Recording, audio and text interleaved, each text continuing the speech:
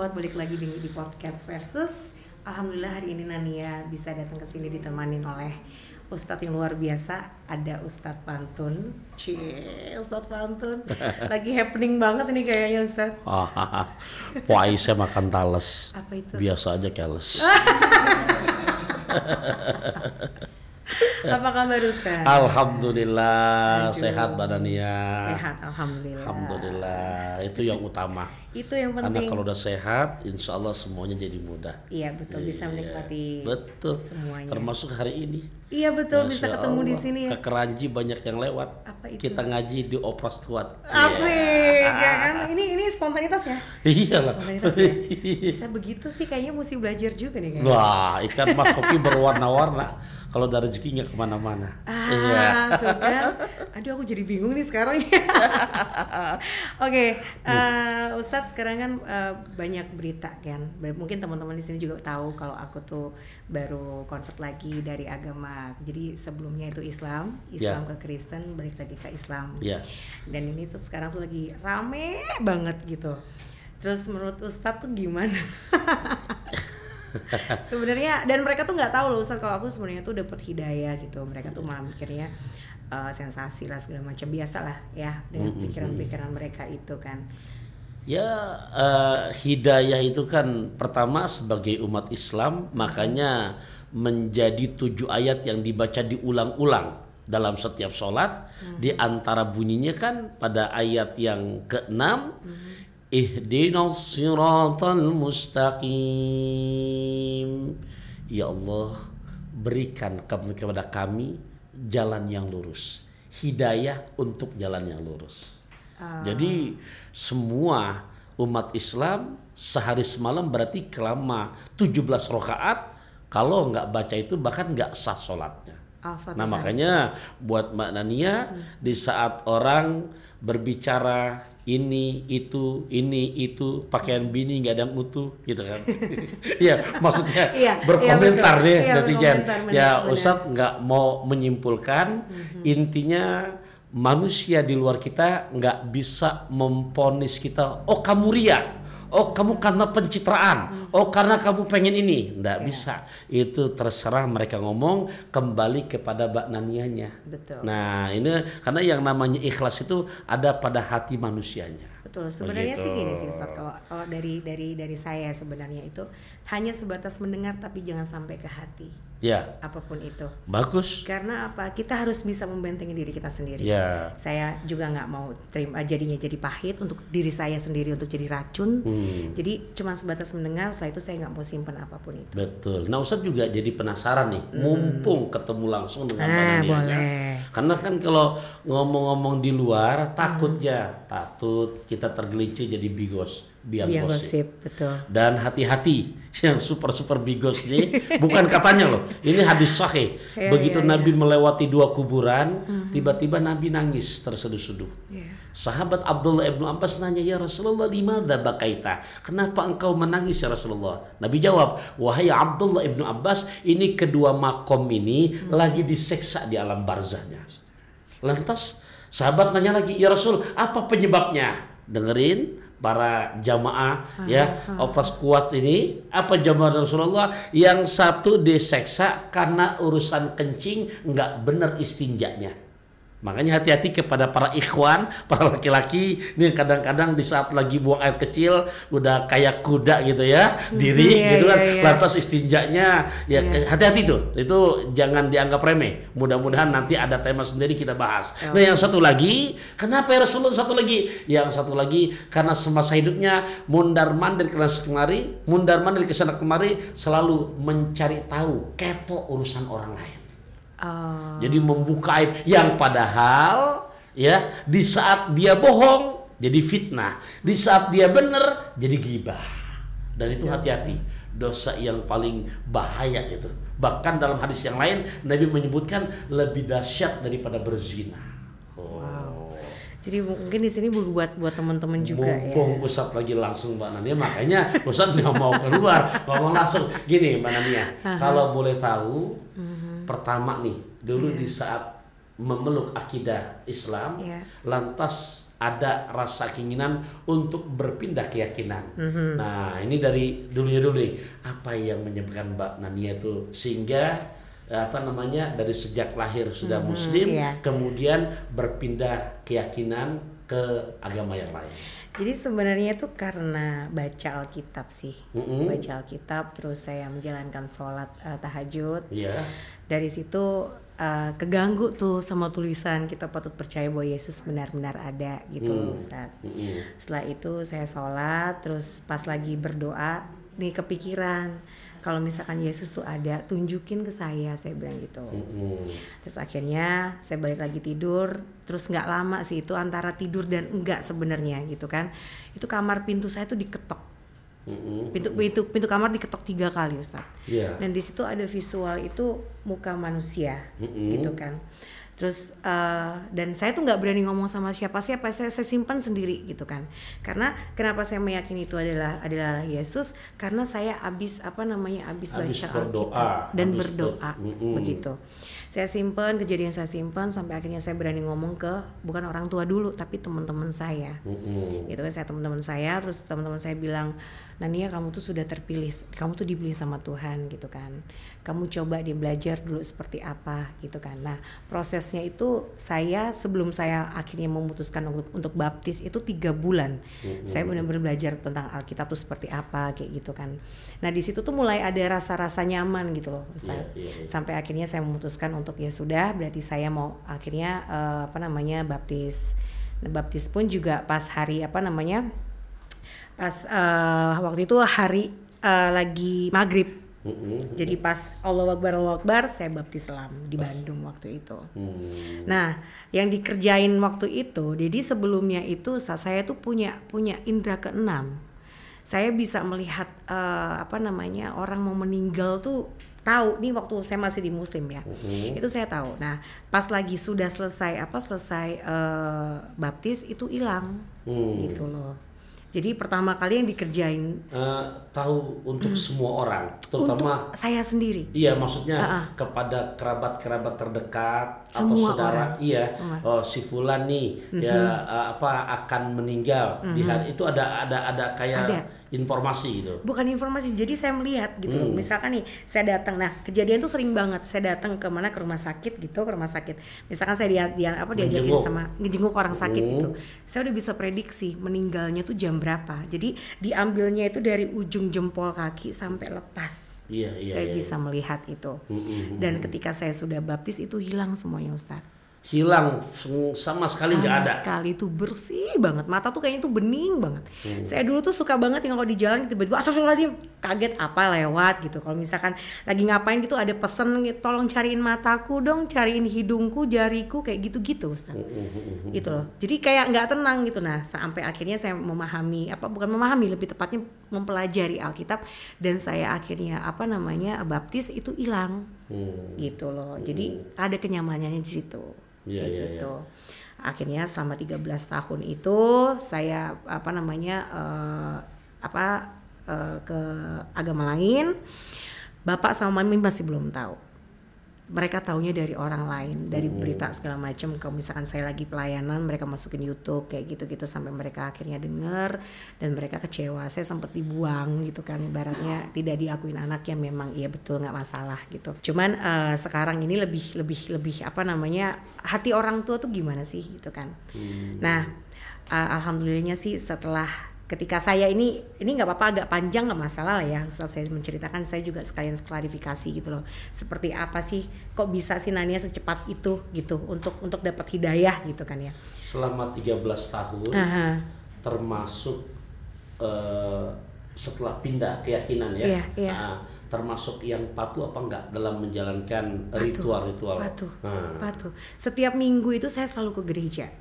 Saya selalu gereja, saya rajin baca Alkitab setiap pagi. Saya saat teduh segala macam, saat teduh itu kalau istilahnya tuh gini, pagi tuh sekitar jam 5 pagi saat teduh berdoa untuk menjalani hari-hari beberapa jam kemudian kayak gitu loh. Terus sama doa malam. Itu saya begitu, Ustaz.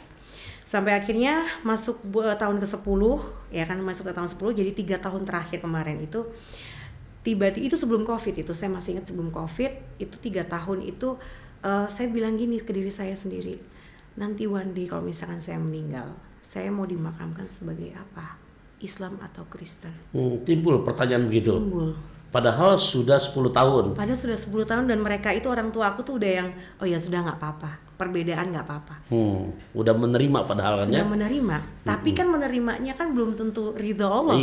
Iya. Kan? Maksudnya udah memaklumi lah. Memaklumi. Secara gitu. kemanusiaannya. Iya betul. Apapun juga kalau tapi ternyata timbul keraguan nanti kalau saya meninggal. Nah itu. Nah dari situ. Gimana? Saya bilang kan, ini sebelum COVID, saya bilang nanti one day kalau misalkan saya meninggal, aku nih dikuburin secara apa ya, Islam atau Kristen ya, itu terus semakin saya nggak pikirin semakin saya kepikiran gitu kan, sampai akhirnya ada COVID. Itu tambah bergejolak, kita kan nggak tahu namanya COVID kan siapa aja bisa kena. Iya, ada rasa khawatiran. Rasa khawatir itu ada, sampai terusan gitu Ustaz. Udah akhirnya saya simpan sendiri. Terus 4 bulan sebelum saya bulan Januari itu pulang. Nah tahun kemarin Januari kemarin tuh saya pulang karena saya mau bikin single baru, ya kan. Saya pulang, saya ziarah, saya sama manajemen saya minta doa restu pangestu. Ziarah ke makam kakek, nenek, semuanya. Terus guru-gurunya bapak semuanya. Guru-guru mohon maaf, kalau di Kristiani ada ritual begitu juga? Kalau itu saya sih belum pernah sih. Belum pernah, untuk ke situ belum pernah. Ini berarti ziarah masih ritual Islam dong? Ritual Islam. Yang saat itu padahal masih keyakinan dengan Alkitab. Saya waktu itu saya kosongin Ustaz. Saya kosongin. Karena 3 tahun itu saya udah ragu-ragu. Pas Januari itu saya bener-bener kosongin. Dari bulan Desember itu biasanya ada pelayanan, ini nggak ada sama sekali. Dari situ saya mikirnya, wah semakin kepikiran kan. Januari saya pulang itu saya dalam keadaan kosong. Saya nggak mau terima kanan kiri, nggak mau ngomong, dengar apapun itu. Saya tidak buka Alkitab, tidak pergi ke gereja. Berziarah berapa kali dalam seminggu tuh? Pulangnya cuma 3 hari doang Ustaz. 3 hari. Dan ziarah tuh 1 hari. Nah 1 hari itu apa yang dirasakan dengan pas lagi berdoa, saya keadaan kosong, saya berasa kayak ada fitras putih.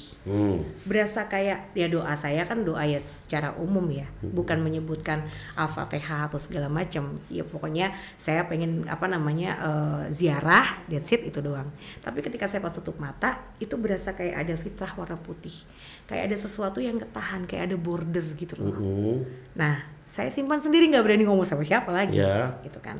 Setelah itu saya balik ke Jakarta, bikin video klip, single, akhirnya launching bulan Februari. Udah dari situ, terus pas Lebaran kemarin baru ini Ustaz, saya pulang kan 2 minggu. 2 minggu, bapak mami itu seneng banget saya pulang gitu. Saya masih kosong gitu. Mereka belum tahu kalau saya itu kosong, dalam keadaan kosong. Mereka taunya adalah Kristen. Terus udah gitu, saya ke rumah eyang, keluarga semuanya. Entah kenapa ini pas lagi datang saya ngucapin assalamualaikum dan pulang dan ngomongnya assalamualaikum. Memberi salam. Iya, memberi salam. Sampai keluarga besar, loh Nia kok udah mulai salam lagi. Terus udah gitu selesai, saya pulang gitu. Nah ini 3 hari sebelum saya balik ke Jakarta. 3 hari sebelum saya balik ke Jakarta, ini perasaan saya nggak enak lagi nih, gitu kan. Mami tiduran, mami capek, saya pijitin kakinya. Udah tidur, ada pertanyaan lagi Ustaz. Saya sambil nangis ngeliat mami saya, ya Allah, ini kok kalau misalkan mami saya meninggal suatu saat, yang doain siapa, mandiin siapa? Mohon maaf, Mbak Nadia berapa saudara? 3 bersaudara. Dan masih ada 3-3-nya? Masih ada. Oke, anak keberapa dari 3? Pertama. Pertama. Jadi saya, adik saya laki-laki sama adik saya perempuan. Ditambah lagi nanti kalau misalkan saya meninggal, dikuburkan secara apa, nanti anak saya nggak bisa nyentuh jenazah saya untuk dimandikan dan didoakan. Yang nyolatin saya siapa? Dari situ Ustadz, H-1 saya balik ke Jakarta, saya ngomong sama Mas Aziz, manajer saya, Mas ada yang salah nih, saya bilang kayak gitu. Kenapa Beb? Saya cerita semuanya. Terus dia baru bilang bahwa kamu tau nggak pas lagi kita ziarah, lagi ziarah yang terakhir ke makam terakhir, itu posisinya itu bapak di tengah, Mas Aziz sebelah kanan, saya sebelah kiri. Tapi nggak tahu kenapa Beb, pas aku lagi doa, aku tuh denger kamu tuh ngucapin kalimat syahadat di telinga sebelah kananku. Ngomong kayak gitu. Iya. Itu pas saya bilang ke Mas Aziz, Mas, aku mau masuk Islam lagi. Bapak sama Mami belum tahu nih Pak Ustadz. Iya. Akhirnya Bapak sama Mami lagi keluar, saya suruh pulang cepet, Bapak sama Mami saya kasih tahu, di mereka sujud syukur. Masya Allah. Jadi selama 13 tahun mereka itu ngetok pintu untuk ngembaliin Nania lagi. Itu Ustadz. Dan akhirnya dari situ benar-benar yang gimana ya, hati saya tuh setelah saya ngomong sama manajemen, ngomong sama Bapak sama Mami, itu lega.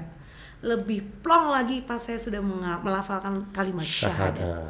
Mohon maaf, untuk kembali lagi ngelihat orang tuh yang bahwasanya akan meninggal dunia, ada lagi tuh gimana? Nggak ada. Nggak ada. Itu sudah nggak ada sih. Tapi nggak tahu ya Ustaz, saya nggak tahu. Cuman untuk sementara ini nggak. Dan sekarang tuh saya sih lagi memperbaiki diri untuk, kan semuanya kan karena kebiasaan ya Pak Ustadz, untuk memulai lagi sholat. Ya, gitu. di sini kan kalau Ustadz ambil benang merah dari yang cerita Mbak Nania barusan, disinilah kekuatan doa orang-orang tua kita. Amin ya Allah. Karena memang yang namanya orang tua bohong kalau dia nggak sedih ya melihat daripada zuriyahnya, anaknya langsung. Nah makanya pesan Nabi kan maaf dalam Al-Quran, wala tamutunna illa wa antum muslimun, jangan sekali-kali kamu meninggal dunia kecuali dalam keadaan keterima iman Islam kamu. Nah saya nggak tahu dan kita juga nggak tahu, mungkin di sepertiga malam ayahandanya, ibundanya, tangisannya, sementara doa orang tua yang tulus, laksana doanya Nabi kepada umatnya. Iya, dan saya percaya gini loh Pak Ustadz, orang tua itu adalah Allah yang nyata untuk di dunia. Karena apapun juga ridho orang tua tuh luar biasa. Ketika orang tua bilang iya, maka akan jadi iya, kalau enggak ya enggak. Meskipun bibir ngomong iya tapi hati tidak. Betul. Jadi kalau diperkuat bahasa Mbak Nania, makanya di dalam Quran penempatan orang tua itu disamakan dengan Allah di surat Luqman ayat 14. Ini buat Ustadz, buat Mbak Nania juga, buat para pemirsa yang mengikuti kajian kita ini. Apa kata Quran? Anishkurli wali walidaik, bersyukurlah kamu kepadaku, yaitu Allah dan kedua orang tua kamu. Jadi ya nggak bisa ini. Duh, saya merinding. Nggak bisa kalau nggak saya ini sejalan. Kita patuh 5 waktu, kita patuh puasa Ramadan, kita patuh untuk bersedekah. Tapi kalau sama orang tua kita ngebangkang, mohon maaf, sia-sia. Pun sebaliknya, kalau bahasa saya pemirsa, ada rengginang, ada jamu, ada acar buat tetamu. Kau bikin senang hati orang tua kamu, pasti Allah bikin lancar rezeki kamu. Amin, amin ya Allah. Terus ini tuh banyak banget Pak Ustadz, banyak banget mereka tuh yang bilang kan, Nania semoga istiqomah. Amin. Itu doa dari mereka semuanya, dan mereka welcome back segala macam kayak gitu kan. Nah aku tuh pengen tahu sebenarnya Pak Ustadz, istiqomah tuh seperti apa sih? Jadi istiqomah ini Mbak Nania, kalau Ustadz berikan umpama analogi, tahu kan di lautan banyak ombak. Betul. Oke, bahkan terkadang bukan hanya ombak, badai. Nah, di situ ada karang. Nah, karang itu di situ kehantam ombak, kehantam badai, tsunami, dia nggak akan bergeser sedikit pun. Itu perumpamaan orang yang istiqomah. Jadi laksana akar pohon, kehantam oleh angin peting beliung, kehantam oleh yang namanya angin puyuh, kehantam oleh kendaraan, bukan pohonnya yang condong tapi mobilnya yang mentah. Istiqomah. Sekarang ada lagi nih Pak Ustadz, saya mau nanya, hukumnya seperti apa sih Pak Ustadz kalau seperti saya ini dari Islam balik terus ke Kristen, balik lagi ke Islam, itu seperti apa sih Pak Ustadz? Di dalam Al-Quran di mana Allah memberikan satu contoh di surat ke-16 juz ke-14 ayat ke-106. Nanti Mbak Nania boleh lihat, saya ulang lagi biar lebih tegas. Surat ke-16 surat An-Nahl ayat 106. Di situ pernah ada salah seorang sahabat Nabi namanya Ammar bin Yasir. Ini bukan cerita hoax, bukan dongeng, bisa dipertanggungjawabkan kebenarannya. Jadi dia punya ayah dan bunda itu, mohon maaf, karena mengikuti agama Nabi itu Islam, akhirnya karena seorang budak itu sama tuannya besi yang tajam dipanaskan, lantas ditancapkan dari anusnya tembus sampai ke ubun-ubunnya, meninggal dunia lah. Nah, di sini ada anaknya namanya Ammar bin Yasir, makanya dia menyaksikan ayahandanya meninggal begitu adanya. Dia menyaksikan ibundanya pun demikian. Akhirnya di hatinya berpikir, ya Allah, kalau saya mengikuti kata hati tetap di hadapan mereka ngaku Islam, saya akan mengalami jejak yang sama. Sementara saya masih muda, ya Allah, saya ingin membantu perjuangan Rasulullah. Akhirnya dia mengucap untuk menyelamatkan diri, tapi hatinya tetap berakidah, berkeyakinan agama Rasulullah. Menyelamatkan diri dengan tujuan saya pengen membantu Rasulullah. Alhasil dia mengatakan udah pindah akidah, udah pindah keyakinan. Saat itu selamat dari siksaan seperti ayah ibundanya, cuman rame di kalangan para sahabat. Dibilanglah munafik, dibilanglah macam-macam. Parah, imannya tipis, pencitraan. Sampai begitu besoknya dia datang ke masjid, habis dicaci maki oleh para sahabat. Nabi tersenyum, karena Nabi tahu keimanan beliau. Turunlah ayat surat An-Nahl ayat 106. Orang yang ingkar kepada Allah, sementara hatinya tetap beriman kepada Allah, karena untuk menyelamatkan diri maka tetap keterima keislamannya. Turun ayat buat Ammar bin Yasir. Nah, baru Nabi jelaskan, para sahabat pun akhirnya bisa menerima. Nah, intinya untuk orang yang tadinya berbeda keyakinan masuk agama Islam, siapapun orangnya, Nabi memberikan garansi kayaumin waladathu ummuh. Maka kondisi orang tersebut seperti hari baru dilahirkan dari ibundanya. Makanya dalam bahasa agama namanya mu'allaf. Mu'allaf itu yang masih seperti kapas yang terbang. Nah, kita sebagai saudara seakidah gini, makanya termasuk di dalam Quran mu'allaf buat mereka yang nggak mampu, termasuk orang yang berhak menerima zakat. Khawatir hatinya masih goyah, sulit dalam ekonomi, makanya Nabi memerintahkan bantu untuk perkuat, jangan sampai pindah lagi keyakinan. Nah, ini untuk mempertahankan iman yang mulai goyah tuh kayak gimana sih, Ustaz? Karena kan banyak kan orang-orang tuh kadang-kadang tuh mikirnya, aduh iman gue nih gara-gara apalah segala macam gitu. Jadi imannya tuh ambrol gitu loh, goyah. Caranya gimana, Ustaz? Baik, memang ya sudah sunatullah, imannya para malaikat la yazid wa la yankus, nggak naik nggak turun, stabil. Imannya para nabi yazid wa la yankus, naik terus nggak turun-turun. Nah, iman kita, saya, Mbak Nania, juga pemirsa yang sedang menyimak, yazid wa yankus, kadang naik kadang turun. Lantas gimana ini caranya? Ini bukan maksud menggurui, kita sama-sama belajar. Makanya kalau Mbak Nania secara logika, mohon maaf, jasmani kita butuh makan nggak? Butuh ya. Banget. Normalnya ada breakfast, sarapan, ada siang, ada makan malam. Itu jasmani. Tolong dalam diri kita nggak hanya jasmani, ada rohani juga. Rohani ini nggak boleh kelaparan, rohani ini nggak boleh kosong. Ini perlu asupan makanan. Walaupun asupan makanan rohani nggak seperti tadi makan siang, makan malam atau sarapan. Nah, di saat asupan itu, memesankan buat diri saya, pesan dari Syekh Ibrahim An-Nakhai ada 5 yang harus dijaga. Apa aja? Berapa, Mbak? 5. Disimak ya. Kepiting di dalam kerang dicapit batu. Pasang kuping biar terang. Saya sebutkan satu persatu. Ditunggu nih. Apa saja itu, Ustaz? Mau tahu aja apa mau tahu banget? Banget. Cius.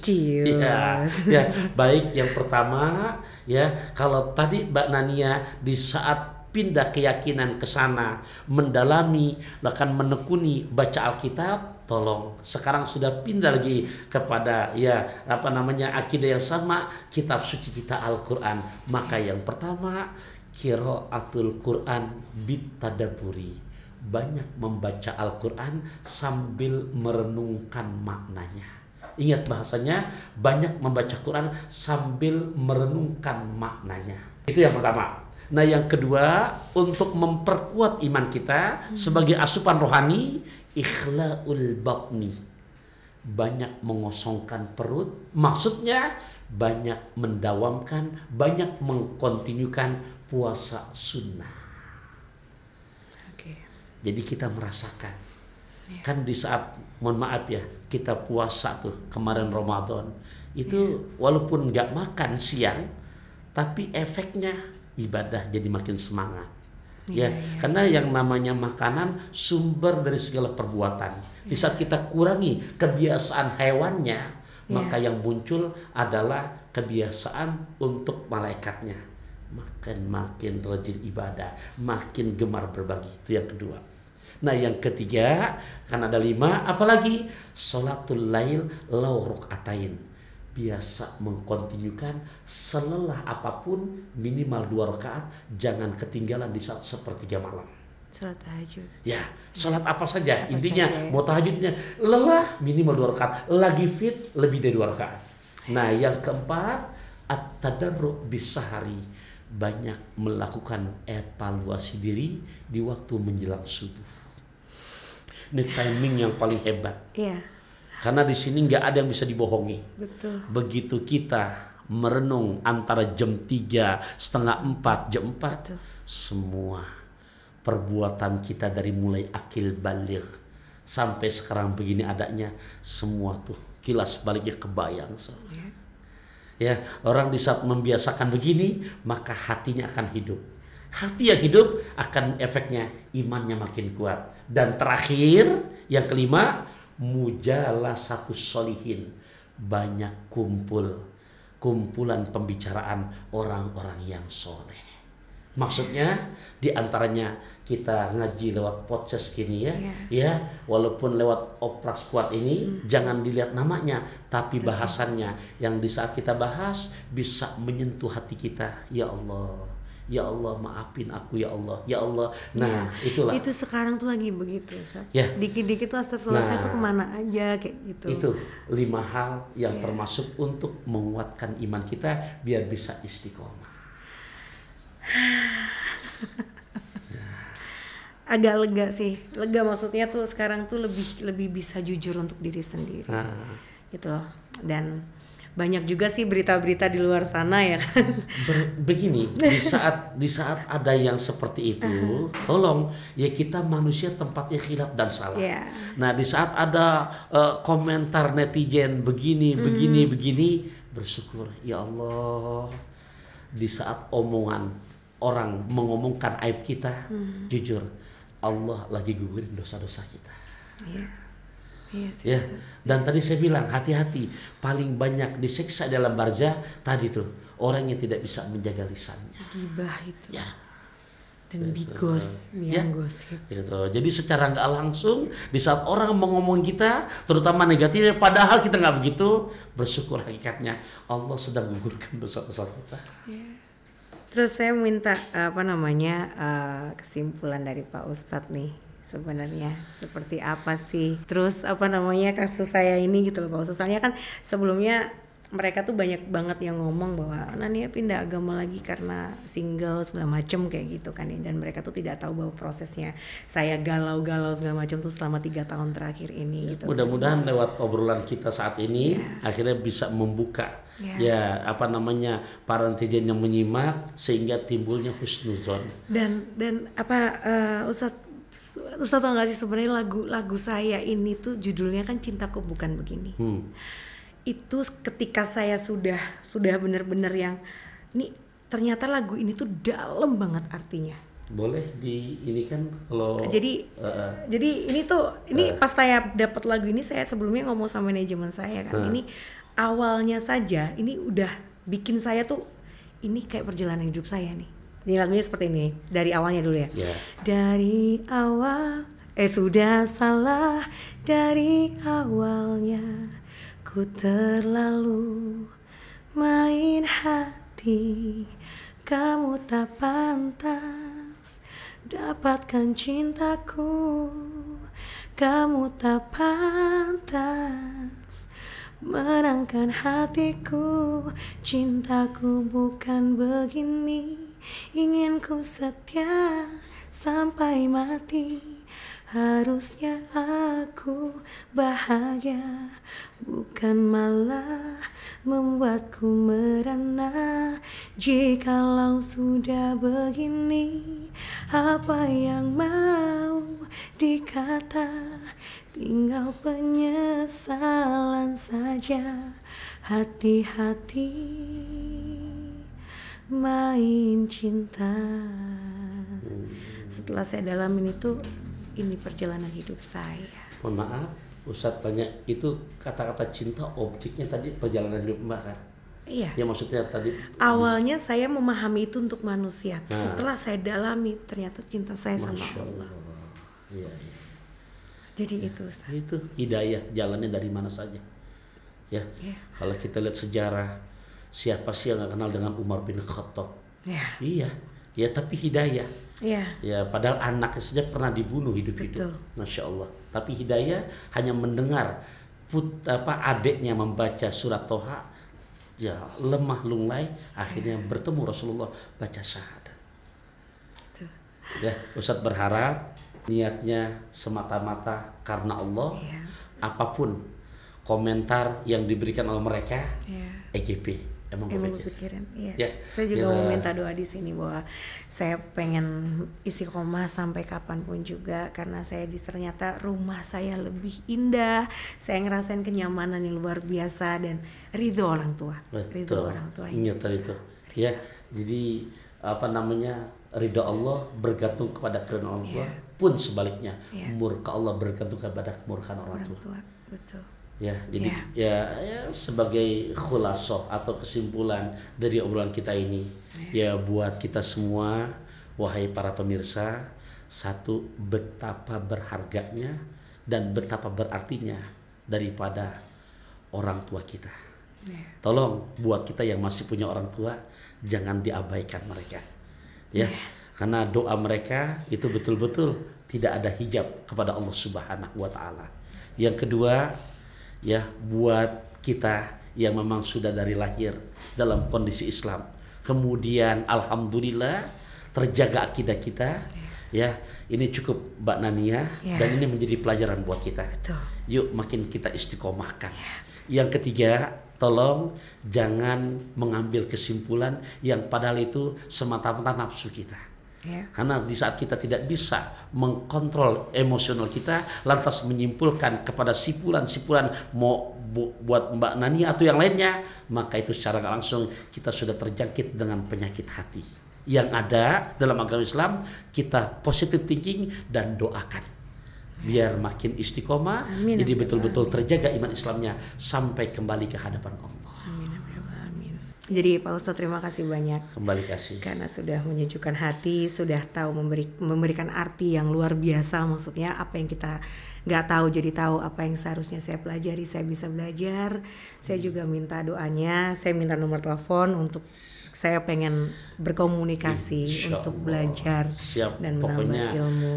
Makom Ibrahim terasa nyaman. Salam silaturahim dari Taufik Rahmat. Ya. Oke, buat teman-teman semuanya di Opera Squad, terima kasih sudah menyaksikan podcast versus kali ini. Jangan lupa di like, subscribe, dan juga share, dan apalagi komen boleh juga. Thank you banget. Nanti bakal ketemu lagi dengan podcast yang lainnya dengan bintang tamu lainnya juga. Terima kasih. Assalamualaikum warahmatullahi wabarakatuh. Waalaikumsalam.